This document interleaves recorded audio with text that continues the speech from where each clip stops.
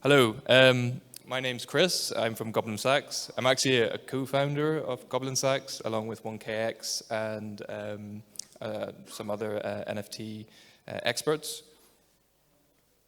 So what is Goblin Sax? We unfortunately are not Goldman Sachs, but we certainly work in similar ways.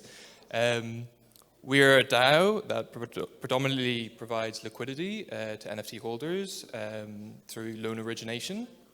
We're very new, so started in November through a conversation with 1KX, Niftify, so Stephen, the co-founder of Niftify, and myself, and we formed a DAO. Our main vision has always been sort of to provide services and infrastructure to lay out the building blocks for NFT financialization. Predominantly, we perform this on Ethereum, but we would say that we're blockchain agnostic. So really, it's really simple what we do. We provide liquidity, predominantly on Niftify, a peer-to-peer lending platform, but we have used Arcade as well. And how we do this is through two different aspects. So we have manual lending, which is more sort of a white glove, bespoke lending service to sort of very high net worth individuals, as well as DAOs. So Squiggle DAO would be an example. And we have an automated lending strategy where we use Niftify's backend, where we can sort of automate this peer-to-peer lending, and we're the only ones that currently can do this, which outcompetes the peer-to-pool model, which is quite exciting. And we publish bespoke pieces, blogs, sort of the NFT market as a whole, and what are probably the best practices in this space.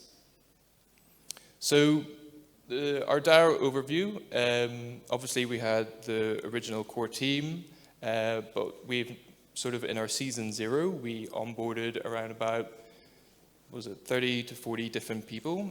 We had an application form, so we had over 200 applications. We did interviews with individuals one-on-one, and we then, from these sort of onboarded season 0 participants, we raised capital within our DAO. We thought this would probably be the best strategy to understand whether or not we would have a market fit within the space. So we had 29 capital contributors. No one had more equity within the DAO greater than 13%, so we're quite decentralized in ownership. And we also had sweat equity, so people could actually work for equity within our DAO. Currently, we raised over 200 ETH with this lending strategy, and we deployed our strategies on Niftify. We have quite a diverse sort of group of contributors, so we have Fingerprint DAO, POAP, obviously 1KX, Mirror, Ready Player DAO, Squiggle DAO, NFT Bank is another partner that we work heavily with, and Niftify. And our backgrounds are quite broad. I think this is really important within a DAO because you bring quite a lot of different aspects from different walks of life. Everyone has different experiences, and everyone can have a really nice input into the DAO discussions. So we've been sort of lending for about 3 months. It's quite a short time, but this is how our performance has been. Our portfolio APR is about 85%, averaging out across all of our strategies.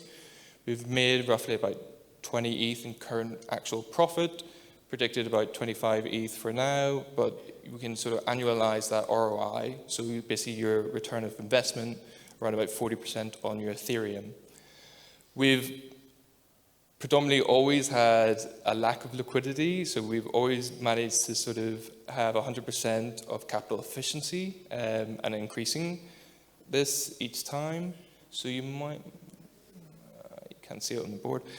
So basically our automated strategy takes up roughly about 50% of our liquidity, with manual strategy being broken down into sort of an EU-style manual wallet, so because of different time zones, and a US one. And we have another sort of 7-day bot that sort of works quite well as well. Predominantly, the APR is quite high for most people. We don't actually give APRs at 85%. This is based on early repayment loans, so it is quite profitable. We've just done a seed round, so an operational raise, so we can bring core contributors on board full time and actually sort of expand out our network. So our token's called the Sax, because obviously Goblin Sax. It's a non-transferable governance token. 80% of that is obviously going to the Treasury for future investment in infrastructure. We had 10% for seed investors. We're raising a liquidity pool at the moment, which is going to contribute to another 5% of that governance token. And we rewarded sort of the core contributors of season 0. So people who worked within the DAO for sweat equity, and then obviously people who contributed capital. So what have we learned? So the trials of working in this space of NFT financialization, we have sort of 4 main points. So price distribution are generally quite concentrated, both across and within collections. It's mainly like 50% of any price valuation is always going to be based close to the floor price. The price distributions are quite different. There's no sort of NFT category that sort of fits into different price distributions. They have 5 main different shapes. The first one is an exponential decay, so sort of a long sort of curve. Then you have what would be a logarithmic normal distribution, which sort of goes up and then curves back down. And then you have a normal distribution, which is most people are more comfortable with. That's just the one that has the bump in the middle. The other 2 are a bit sort of different. So you've got a multi sort of bump distribution, and then you've also got what's called a price distribution. So there's sort of bespoke price individual within a sort of a category asset that don't really sort of have any synergy within other NFTs within that project.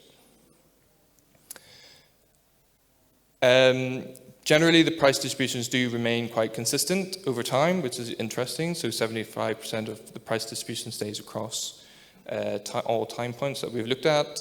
And predominantly, they all have this exponential decay curve, which means that predominantly most of the floor price will count for about 60 to 80% of the price valuation, with the grails or blue chips at the very tail end. So some people who were at the talk yesterday will recognize this slide. Obviously, with the 1KX guys, we get quite a lot of information from them as well. So we managed to look at different tiers of NFTs. So you've got your floor tier, your mid tier, and your top tier or grails. What would be really sort of interesting is in the loan section, which is predominantly where we work.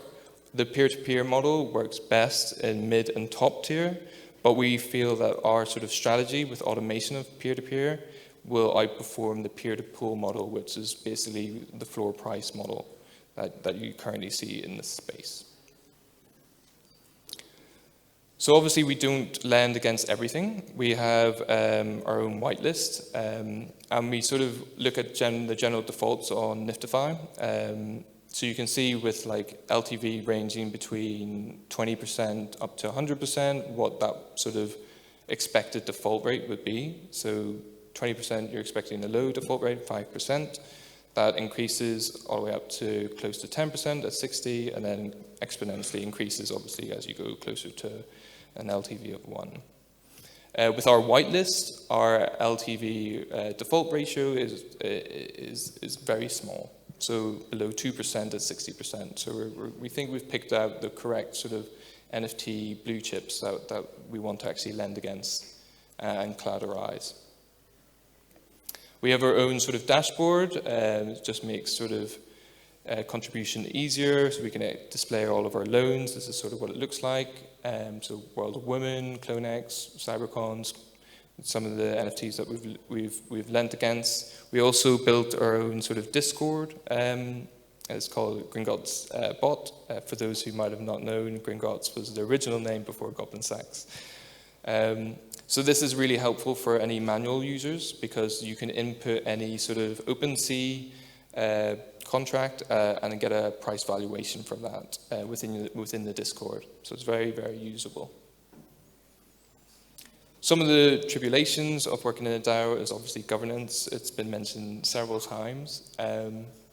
I was following a guy called Will Paper, who sort of laid it out quite nicely, and I sort of believe it's quite true, is that DAOs really struggle between the difference of trustlessness and decentralized. So trustlessness comes with a sort of a caveat or a trade-off between autonomy, and within this space you want to have a very good degree of autonomy in terms of your day-to-day actions. So you can sort of replace the trustlessness aspect with autonomous. So can members actually act on their own? And he gives sort of 2 example scenarios of what you would want to do. Would you want to have a DAO that had 100 multisigs governed by 100 different sub-DAOs? Or would you want to have a DAO that was completely trustless and only sort of governed themselves based on sort of all sort of voting on chains, etc.?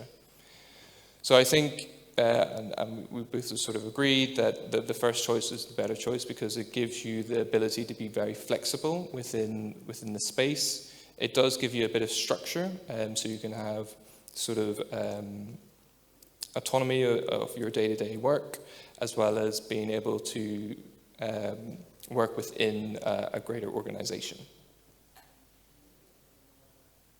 So this is generally how our structure is going to look like.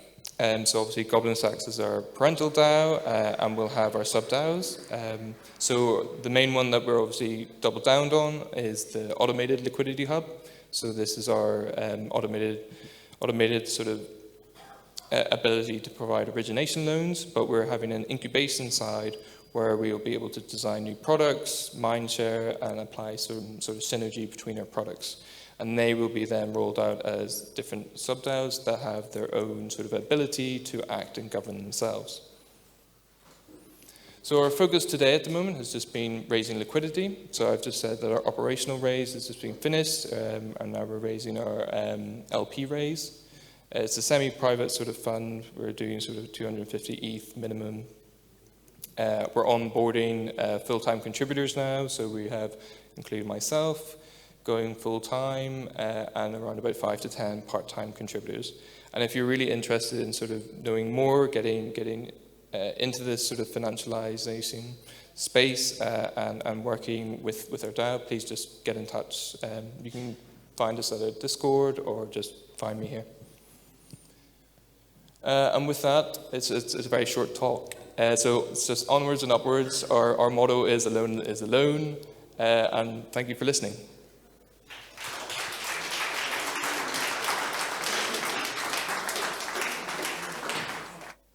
So your DAO was initially composed of experts, and then it sort of opened up to the general population.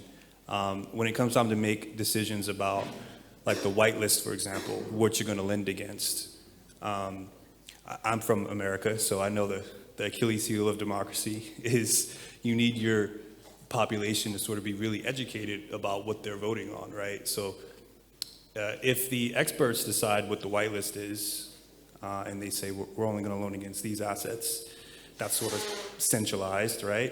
If the population can make that choice by voting with their tokens, maybe they vote for a rug pull because they're all hyped up.